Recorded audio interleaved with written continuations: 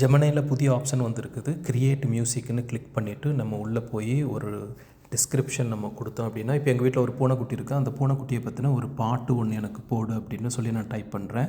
அது உடனே நமக்கு ஜெனரேட் ஆகுது. இப்போ பாருங்கள் அந்த பாட்டு எப்படி ப்ளே ஆகுது அப்படின்னு. அதுவே சூப்பராக ஒரு பாட்டு ஒன்று ப்ளே பண்ணி நமக்கு கொடுக்குது. சரியா? இப்போ நம்ம என்ன பண்ணுறோம் அப்படின்னா, இதே பாட்டை எனக்கு தமிழில் கொடு அப்படின்னு நம்ம கொடுக்குறோம். நிச்சயம்